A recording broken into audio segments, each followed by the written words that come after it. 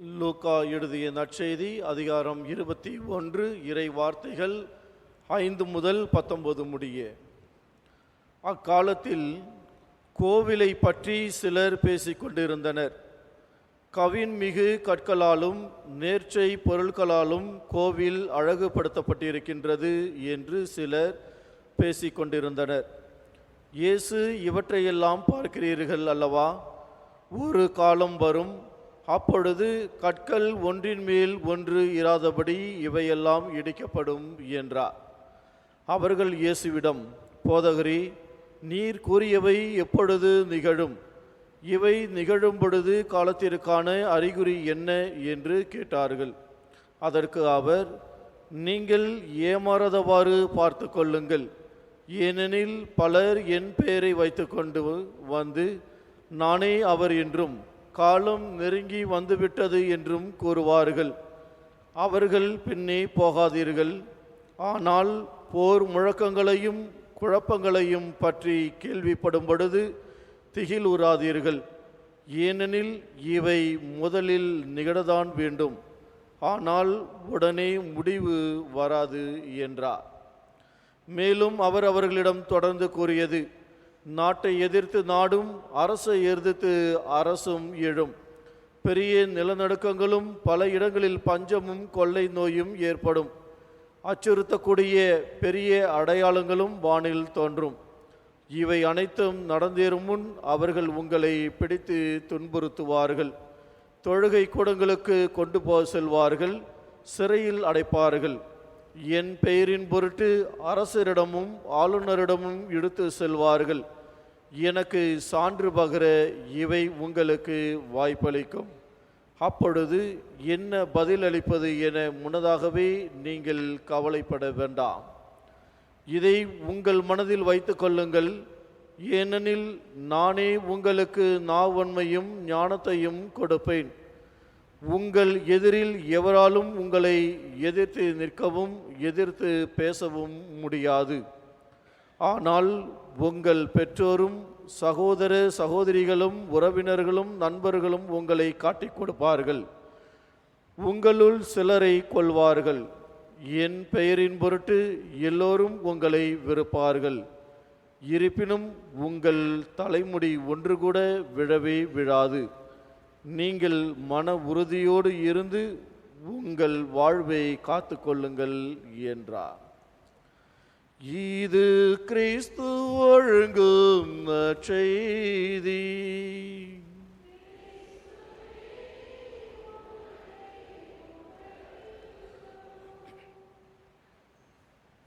இறை இயேசுவில் அன்புக்குரிய சகோதர சகோதரிகளே,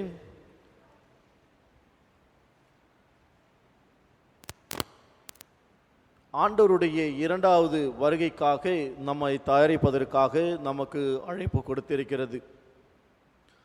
அடுத்த வாரம் கிறிஸ்து அரசராக முடிசூட்டப்பட இருக்கக்கூடிய அந்த வாரத்திற்கு நாம் தயாராகி கொண்டிருக்கிறோம். அதற்கு பிறகு வரக்கூடிய வாரங்களில் கிறிஸ்துவை வரவேற்பதற்காக திருவருகை காலத்தில் நாம் நுழைய இருக்கிறோம். ஆகவே தான் இந்த முடிவை நோக்கி சென்று கொண்டு இருக்கக்கூடிய இந்த பொது காலத்தினுடைய இந்த நேரங்களில் உலகத்தில் இறைவன் வரும்பொழுது அவருடைய வருகை எப்படிப்பட்டவையாக இருக்கும் என்று இறைவன் நமக்கு இன்றைய வாசகங்கள் வழியாக அறிவுறுத்துகிறார். ஒரு நாடு மற்ற நாடுகளுக்கு எதிராக போரிட்டு அந்த நாட்டை கைப்பற்றுவதற்கு தன்னுடைய வீரர்களை தயார்படுத்தி ஒவ்வொரு நாடும் எப்படியாவது பிறரை அழிக்க வேண்டும், பிறர் நாட்டினுடைய உடைமைகளை தனதாக்கி கொண்டு ஆட்சி செலுத்த வேண்டும் என்று இந்த உலகமானது சென்று கொண்டிருக்கிறது. இவ்வாறாக இருக்கக்கூடிய இந்த உலகத்தில் இரு நாடுகள் போரிட்டு கொண்டிருக்கும் பொழுது பல நபர்கள் அந்த போரிலேயே அவர்கள் அங்கு இறந்து விடுகிறார்கள். அறிவியல் ஆராய்ச்சிக்குரியவர்கள் போரினுடைய நிறைவுக்கு பிறகு இந்த உயிர்கள் எவ்வாறு இவர்கள் இறந்தார்கள், எந்த விதமான குண்டுகள் ரசாயன பொருள்கள் பயன்படுத்தப்பட்டு இவர்கள் இறந்தார்கள் என்பதற்காக சோதனையிடுவதற்காக அந்த போர்க்களத்திற்கு வருகிறார்கள். அந்த போரில் வரும்பொழுது ஒரு கோழியானது தன்னுடைய இறகுகளை விரித்த வண்ணமாக அந்த கோழியானது கீழே அங்கு படுத்து கொண்டிருக்கிறது. கருகிய நிலையில் அங்கு காட்சி அளிக்கிறது. அந்த அறிவியல் ஆராய்ச்சியாளர்கள் அந்த கோழியை எடுத்து பார்க்கிறார்கள். அந்த கோழியை அவர்கள் தூக்கும் பொழுது அதனுடைய இறகிலிருந்து ஏறக்குறைய 4-5 கோழி குஞ்சுகளானது வெளியே வருகிறது. அப்பொழுது அந்த ஆராய்ச்சியாளர்கள் அந்த கோழியினுடைய அந்த செயல்களை பார்த்து அவர்கள் அங்கு பெருமைப்படுகிறார்கள்.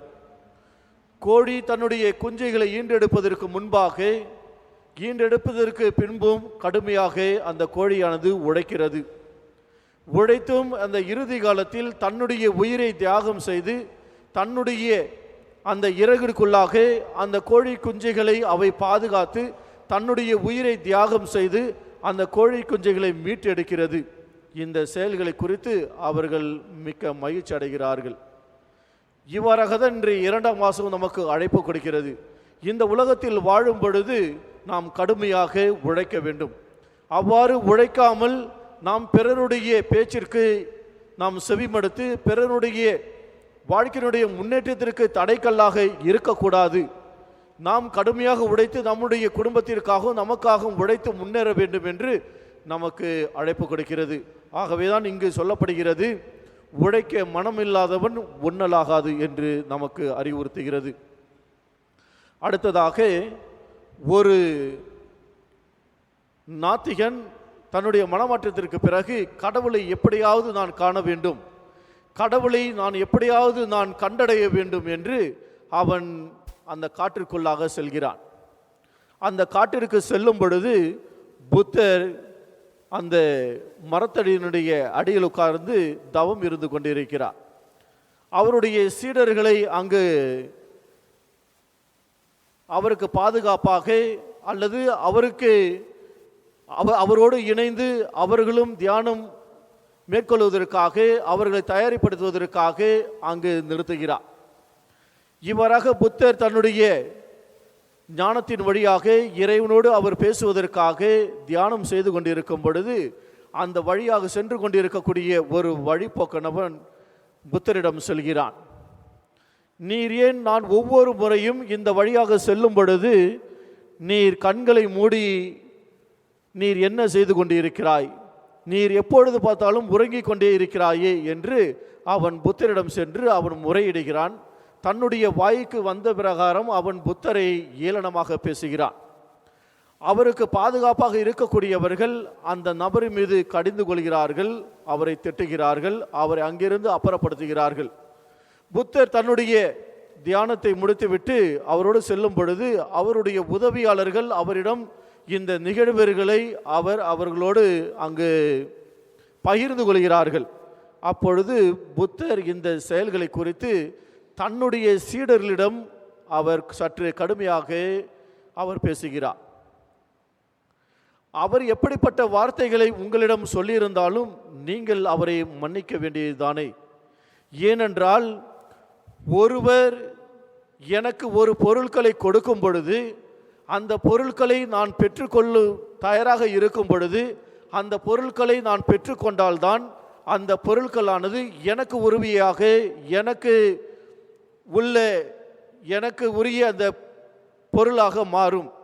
நான் எப்பொழுது பிறர் எனக்கு கொடுக்கும் பொழுது அந்த பொருட்களை ஏற்றுக்கொள்வதற்கு நான் தயாராக இல்லாமல் இருக்கிறேனோ அந்த பொருள் எனக்கு உரியது கிடையாது, மாறாக அவருக்கே உரிய பொருளாக இருக்கிறது. இவ்வாறாக அந்த வழிபோக்கவன் என்னை ஏளனமாக பேசினாலும் நான் என்னுடைய தவத்தின் வழியாக என்னுடைய ஜெபத்தின் வழியாக நான் இறைவனோடு நான் உரையாடி கொண்டிருக்கும் பொழுது அந்த செயல்களை நான் என்னுடைய காதில் நான் ஏற்றுக்கொள்ளவில்லை. ஆகவே அப்படிப்பட்ட செயல்களை நான் சுமக்கவில்லை. அவன் பேசியது அவனுக்குரியதாக இருக்கிறது. அப்படி இருக்கும் பொழுது நீங்கள் ஏன் நீங்கள் கடிந்து கொண்டீர்கள்? அவனுடைய மனமாற்றத்திற்காக நீங்கள் அவர்களுக்கு அறிவுரை கூறக்கூடாதா என்று புத்தர் அவர்களுக்கு மிக ஒரு அழகான ஒரு பாடத்தை அவர்களுக்கு சொல்லி காட்டுகிறார். இவ்வாறாக தான் நாமும் திருப்பலிக்கு வருகிறோம். தன்னுடைய தேவைகளுக்காக தம்முடைய குடும்பத்திற்காக நாம் ஆண்டவரிடம் நாம் முறையிடுகிறோம்.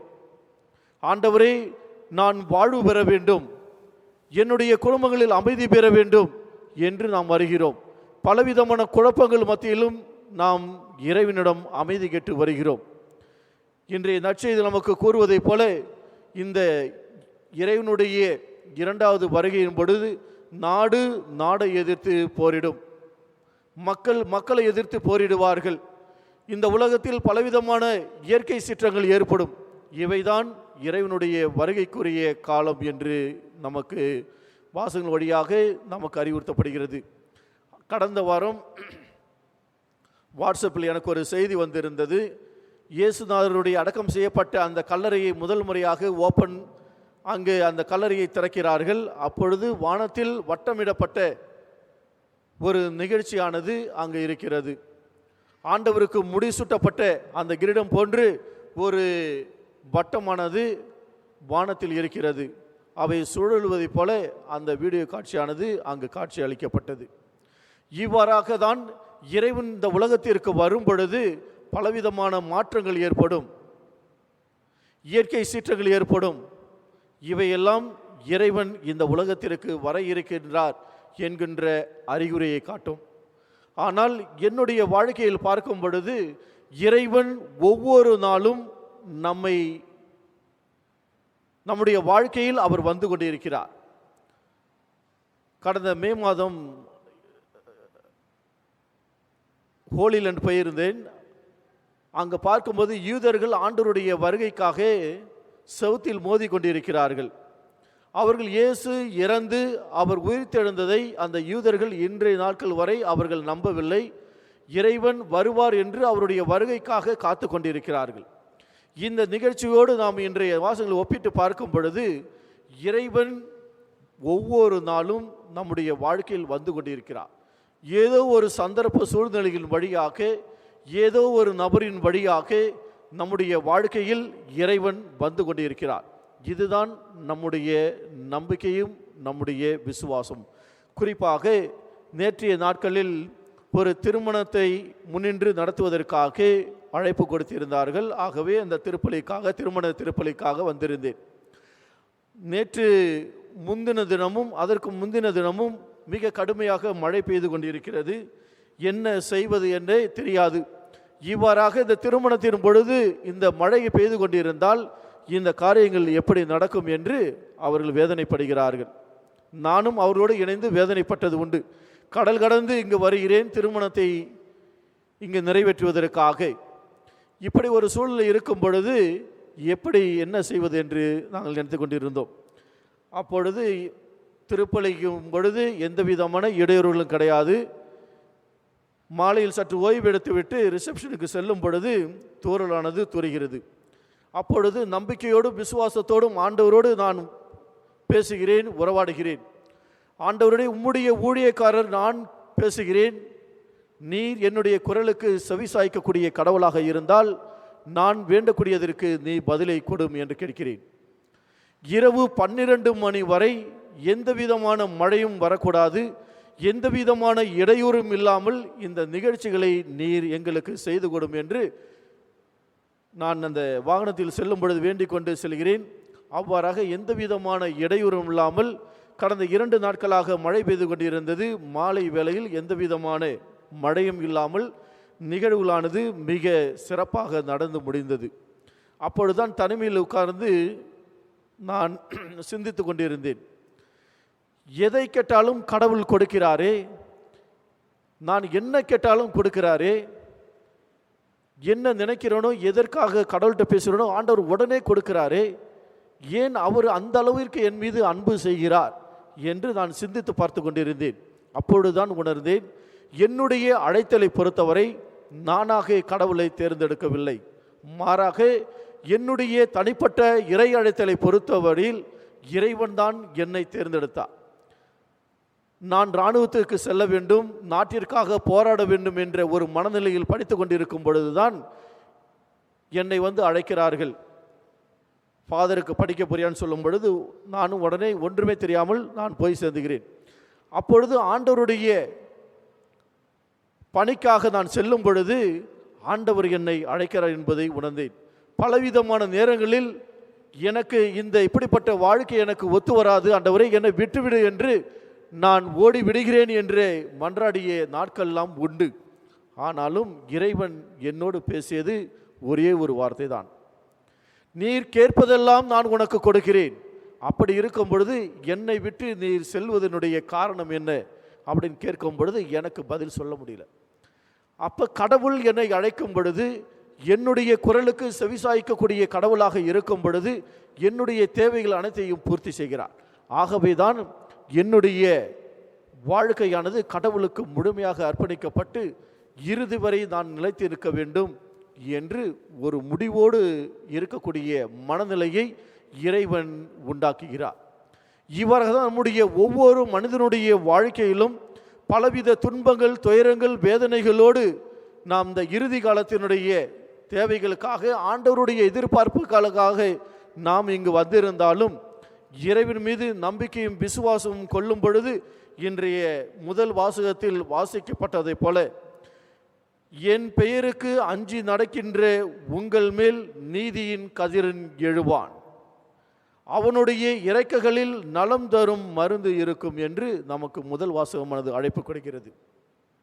ஆண்டவருடைய குரலுக்கு செவிசாய்த்து அவர் தமக்கு ஒப்படைக்கப்பட்ட பணிகளை நாம் செய்யும் பொழுது நம்முடைய வாழ்க்கையில் வரக்கூடிய ஒவ்வொரு துன்பங்களும் துயரங்களுக்கும் அவர் மருந்துகளை போட்டு நம்முடைய காயங்களை குணப்படுத்தி நமக்கு மீண்டும் ஒரு புதிய ஒரு வாழ்வை கொடுப்பதற்காக வந்திருக்கக்கூடியவர் தான் நம்முடைய இயேசு கிறிஸ்து.